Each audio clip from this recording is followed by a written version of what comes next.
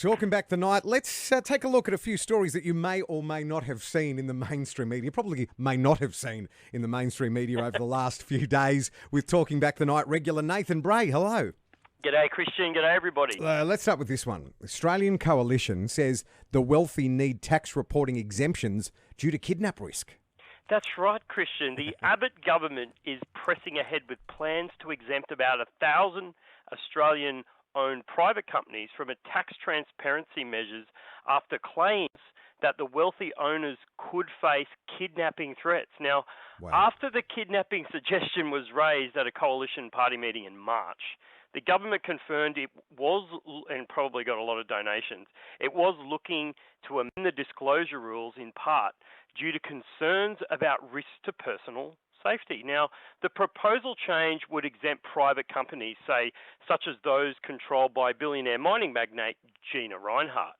Now, from disclosures, she's trying to get away from disclosures that were due to be published by the Australian Tax Office, for the first time this year.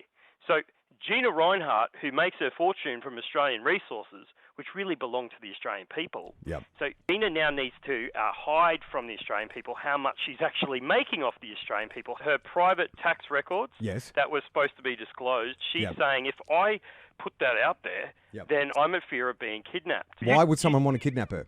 I hear, but you know, Gina, if you're listening, we know you're rich. You keep telling us how rich you are. A kidnapper doesn't need that information the exact for him to come and kidnap you. You would have thought. Christian, could you imagine kidnapping Nathan Tinkler, Gina Rinehart and Clive Palmer? You would need one hell of a bus. You would pay. You'd have to feed them 5 times a day, but you'd pay them to let you go, right? You wouldn't wish it on a CIA-trained and US-funded ISIS terrorist, you know what I'm saying? The government also agrees that the rest of us in Australia need to pay taxes to have our privacy taken away from us for our own protection. But Gina Rinehart, she needs to hide the money she's not paying so that she's protected from being kidnapped. It's a bizarro world, isn't it? Nathan, we've been hearing a lot about the FIFA scandals. You've got more on this one, that Germany sold arms to Saudi Arabia to secure its vote to host the 2006 Football World Cup.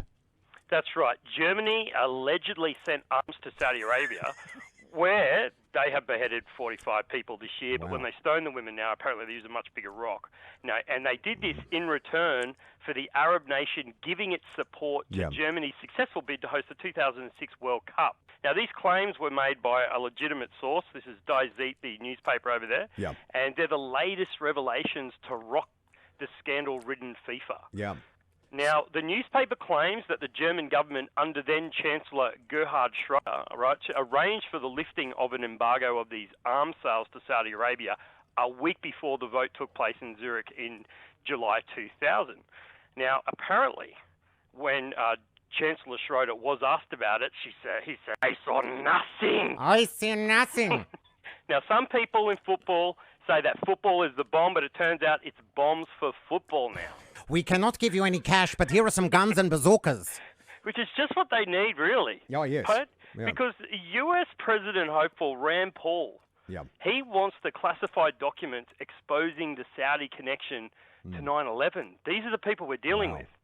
Okay, so the people that get bombs for a vote, it turns out, according to Republican Senator Rand Paul, who's also obviously running for the U.S. presidency in 2016. And a hell of a public speaker too, if we remember. Was he the guy that spoke for 50 hours non-stop? That was his father, and he just did the same thing, I believe, last week. All right? He actually may have done it twice. But he's basically joined a group of lawmakers in the House of Representatives who are pushing for the publication of these 28 pages from the official report on the attacks of, obviously, September 11, which have remained classified for more than a decade. So for years there's been this growing group of Congress members who have called on the government to release the pages, which it turns out pertain to a foreign, get this is a good conspiracy, a foreign government involvement in 9/11 attacks. And which they claim point to Saudi Arabian government involved in the financing, which would explain probably why they need the bombs.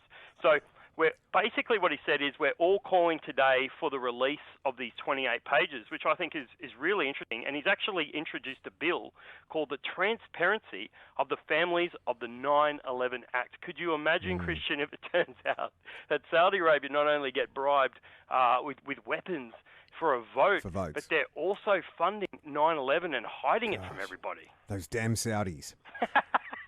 Now, here's one. Reports coming out in London.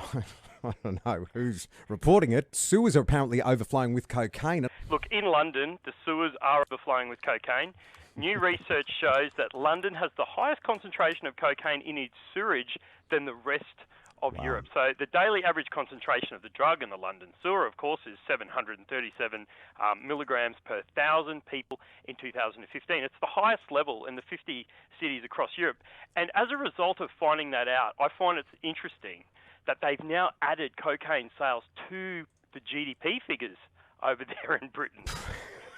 So it actually pumps up what they think they're producing, and they added it to the GDP figures, and I think it would be on the back of the research that says it's in everybody's toilet. Nathan Bray, thanks. Look forward to catching up with you again in a week's time for more stories that the mainstream media probably aren't covering. Thanks, Christian.